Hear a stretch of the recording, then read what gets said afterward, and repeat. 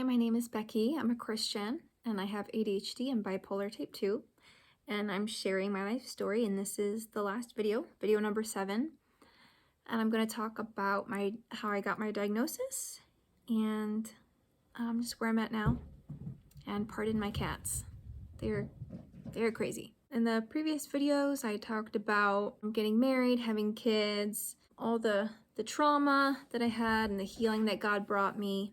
And a lot of that trauma, I think, comes from just living under the weight of modern day Pharisees traditions, like modern day Pharisee teachings. And I'm learning how to sort through that. I'm learning what to toss and what to keep, because not everything I've ever been told is junk. A lot of stuff is junk and harmful. A lot of stuff is true and I need to cling to it.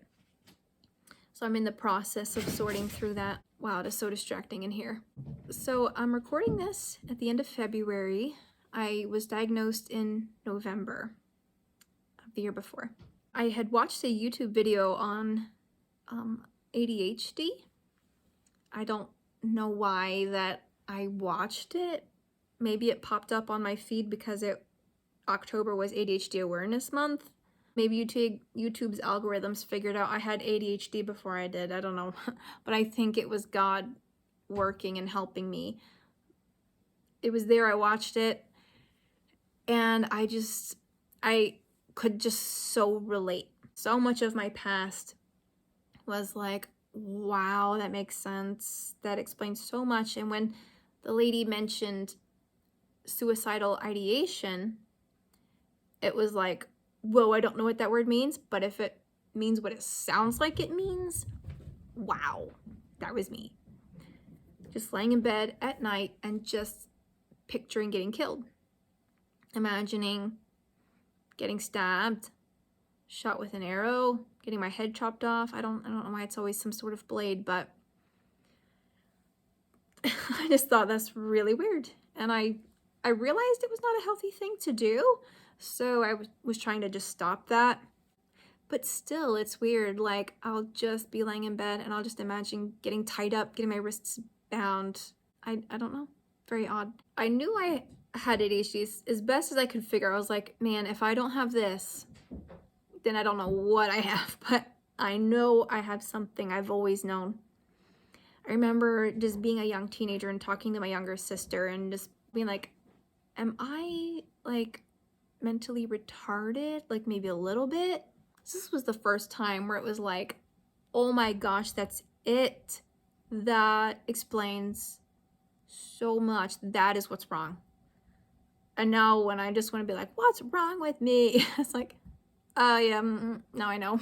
I reached out to some friends, some family members, people who have known me for a while, people who are close to me, and just asking them, do you think that, it's possible that I have ADHD? And some people were like, oh no.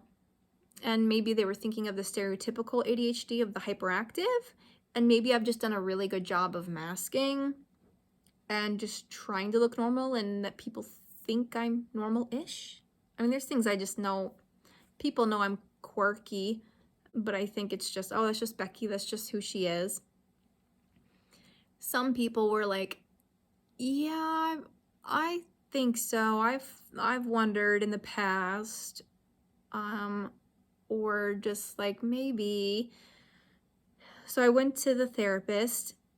Well, okay, first I went to my doctor, and then he set me up with a therapist there. And then I met with her and she asked me a bunch of questions. It was like a 90-minute appointment. And at the end, she's like, I'm diagnosing you with bipolar type 2 and ADHD. And oh my gosh. My first thought was like, that's not what I came here for. And then my next thought was like, oh crap, that's a big deal. And I didn't want it to be true. I couldn't deny that it fit. And my husband had made a comment like a year or two ago of like, maybe you have bipolar. And I didn't want it to be true, so I just dismissed it. So when she said it, it fit, and I knew it was a big deal. And I had heard enough about it to know it's important to take medication, and it's important to not stop taking it. Because when people take it and they start feeling good, they think they don't need it, they stop taking it, and then there's a big crash. So I knew I had to take it, and I was afraid to pray and ask God if I should.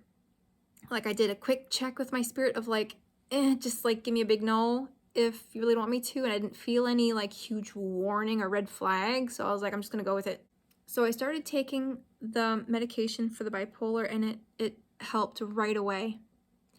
She prescribed lamotrigine. It worked great. I've stayed, when I upped the dose, I didn't like the way that I was feeling on it. So I asked her if I could go back down to the lowest, so she did. And I've been great. And it has been such a blessing. I've had to grieve the loss of who I thought I was. I've always wanted to be someone that didn't have any mental problems, didn't need any mental drugs, didn't need any professional help. But that's just not who I am. That's just not my story. And that's okay. What's not okay is pretending like I don't need that anymore, when I know that I do. And just denying it, walking away, and just going my own way. Like, following Jesus looks like getting the help I need, taking the medication if I need it. God's healed me of a lot of stuff, but he hasn't healed me of ADHD or bipolar, and I've thought about asking him. But every time I've considered, I've felt God being like, no, not for you. This is your path. I've given this to you. This is your life. And having this is why I make videos, because when I found out I had ADHD, I went searching for Christian help. And I found so very little at the time. I found a sermon saying ADHD isn't real, it's just bad parenting. And then I found another video, which was helpful, that it was a Christian saying that he had it. But then he kept saying things like it's a result of sin. And then I just felt dirty and bad. And then I saw another one by a therapist, I think he was. That was probably the most helpful, but he only had one, and it was was not very extensive. I guess it was just encouraging that there was someone who had it, who wasn't ashamed of it, seemed happy. So then I'm searching through podcasts, and I found ADHD Christian podcast. Well, at the time it was ADHD Christian Men's Podcast. So I'm like, well, it's not really me, but it's better than nothing. So I started listening, and it was really helpful. And I reached out to the guy who was doing the podcasts, and he encouraged me to start a Facebook group for Christian women with ADHD, because there wasn't one. There were some groups for Christians with ADHD, and I had joined those, but I wanted one for women, because I'm like, well, ADHD looks different in women, and some of us are mothers, some of us are wives, and there's certain specific struggles that we're gonna have that guys just aren't gonna relate to. And what if I want to talk about something like sex? I'm not gonna talk about that in a group of everybody. I knew there needed to be a group, and the thought had occurred to me to start one, but I was like, oh no, I can't. I have ADHD, I can't. I'm inconsistent. I'm not responsible. I still deal with overwhelm, and so I just wrote it off. But when he said, think about it, and I prayed, and I felt like God was saying, yeah, that's a good thing. You're just gonna have to rely on me. And he had suggested me being on the podcast with him, and maybe even being a co-host. And again, I could feel God saying, yes, this will be good. You're going to have to rely on me. You're going to have to listen to me. is difficult to keep doing that. I just want, it's that impulsivity of like, I'm just gonna go with it, and then be like, oh wait, no, pause, stop, listen. Should I say this? Do I need to just keep quiet? Like maybe I don't need to help everybody. Maybe I don't need to have something to say about everything. Or maybe what I think is true is not actually true. The Facebook group that I've started is called ADHD Christian Women Support Group, and it's on Facebook, and it's a private group. I'm going to start a public one. I'm not sure when, but that is my plan, to start a public one that anybody can join. I will leave the link in the video. And if you're a man and you want to join a private group, there's one for men, ADHD Christian Men's Group. I'll leave a link. The podcast that I'm a part of is ADHD Overcomers, and it's me and Jeff Hoskins. Well, I hope this has been helpful for you. There's a lot of stuff that I've left out. I don't want to make a million of these videos. I don't think anyone really wants to hear everything. It's hard to not talk so much. But if there's anything that you want to hear about, if you have any questions, I don't mind sharing about anything. I just want to do what's helpful, and I hope this helps you in your own journey.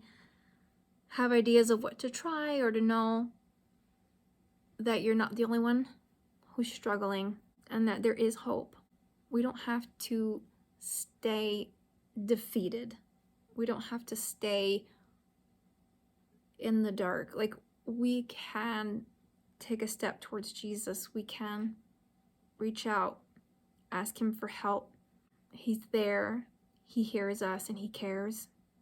So I encourage you to just take a step towards Jesus. Take another step. Keep going. He's good. He's worth it. He's worth every obstacle in the way. And we people with ADHD know a lot about obstacles in life and having to find a different way. So just keep going. He's worth it. He is not disappointing. He's always been so much better than I've ever thought. And my only regret was not going to him sooner. So I hope you're encouraged in your own journey as you find out what it looks like for you to follow Jesus in the way that he's made you. And God bless on your own journey.